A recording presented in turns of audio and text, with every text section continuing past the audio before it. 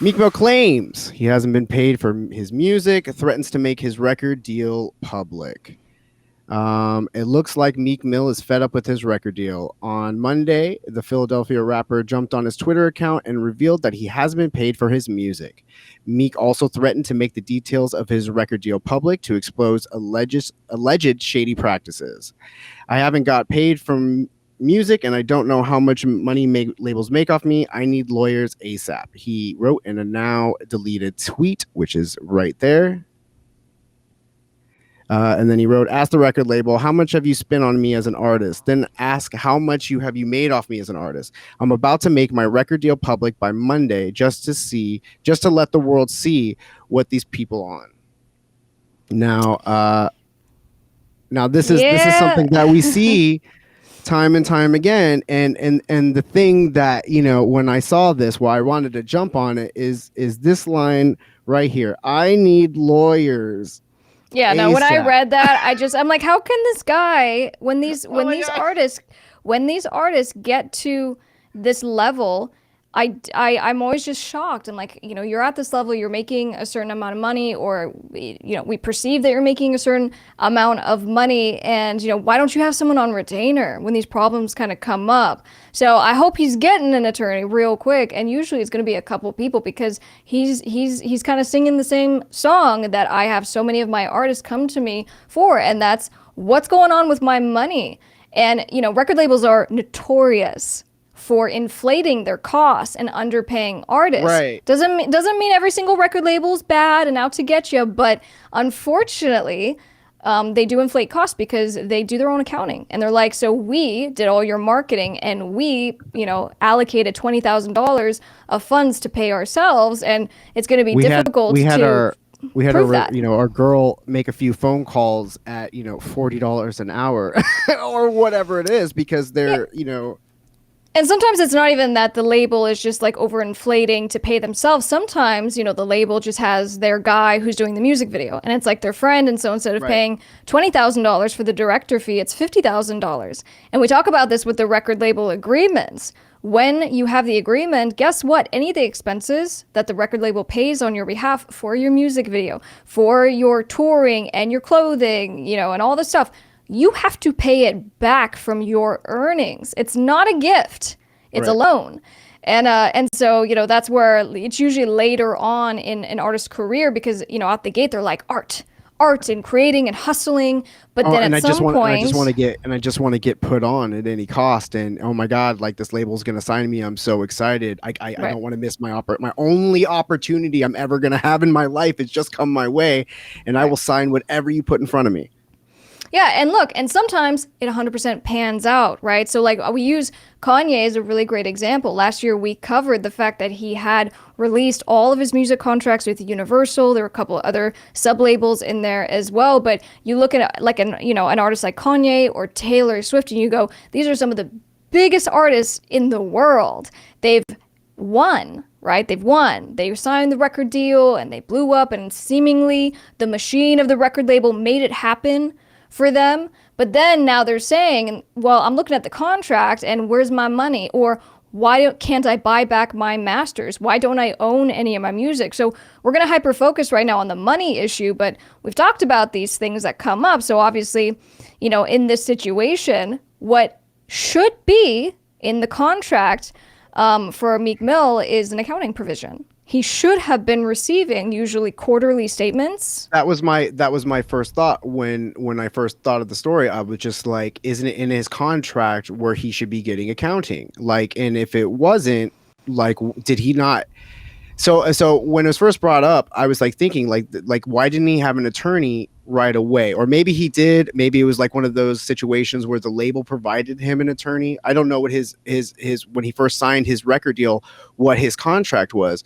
But I would think that I know that you specify, or you always say that you got to get an accounting of your stuff, and you would have made sure that was in his contract. So I'm just curious if he didn't have somebody originally looking at it, because he should have had access to everything that he was entitled to and what was, going out the door for him.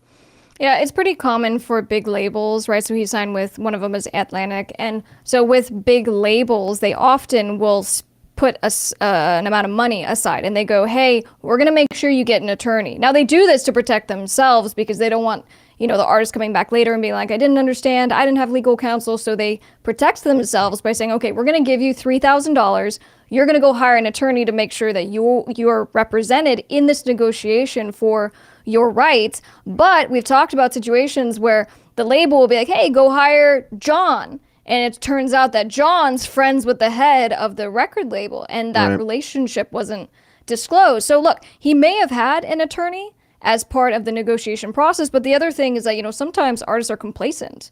And so the attorney will come back and it'll be like, hey, out of the 40-page agreement, they're not giving you enough money. They want too many options. And so they'll talk about a couple of things, but, maybe he didn't even talk about the accounting stuff. Right. It didn't even get checked. He was so hyper focused on seeing one thing that he didn't read the rest of it. Farrah Lee's dropping an interesting comment or in the chat, and I'm not actually sure if this is true, but he says when Meek signed to Maybach, he didn't read it, and there's a video that's actually online about that. That's what he's saying. So I'm actually interested. I might go search out that video. I actually don't know anything about that. There was a video where he said that he didn't even read it, but. I mean, well, then I don't know. I don't have too much sympathy for Meek Mill if he's not even reading his contract. But again, I don't know if that's true or not. But well, that may have been that may have been he didn't read it, but you expect your attorney to read it. Again, we don't know if he had an attorney or didn't have an attorney.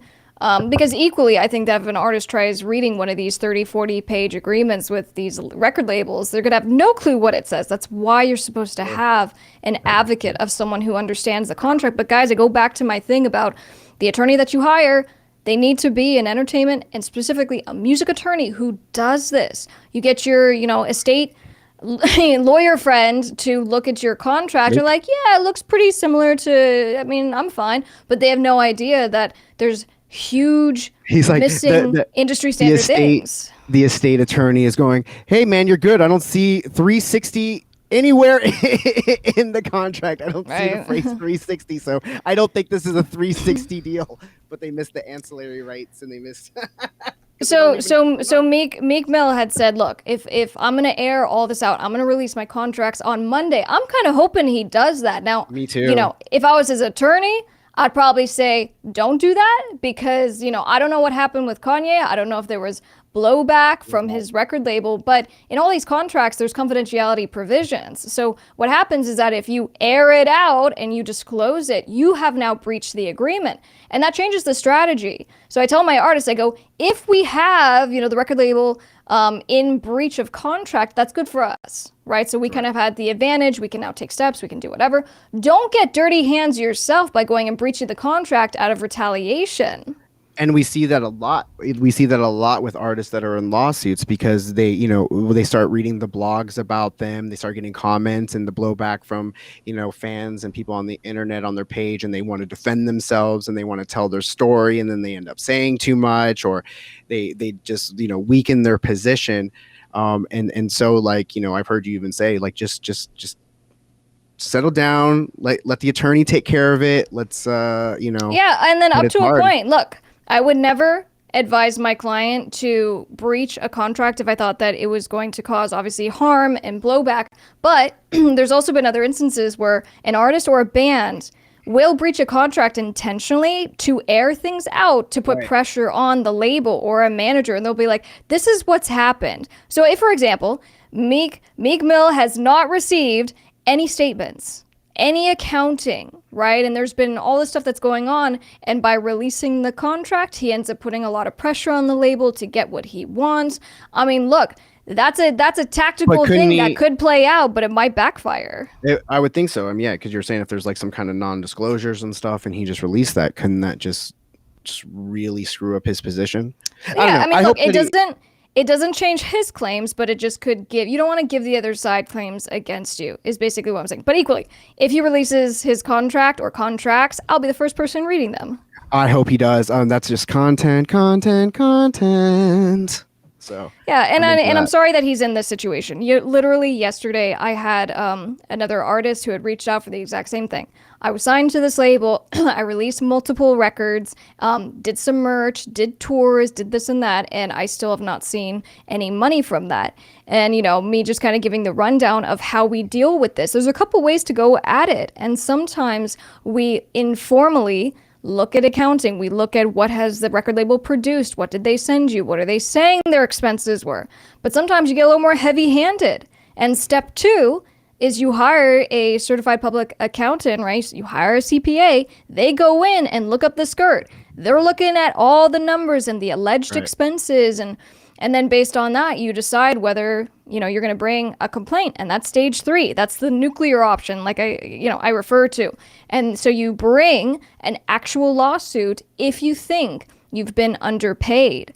But it's incredibly expensive to go that route, which is why we don't hear about these cases actually going to litigation, until they're really big artists who can actually fund it and get to the end and get to a determination by a judge.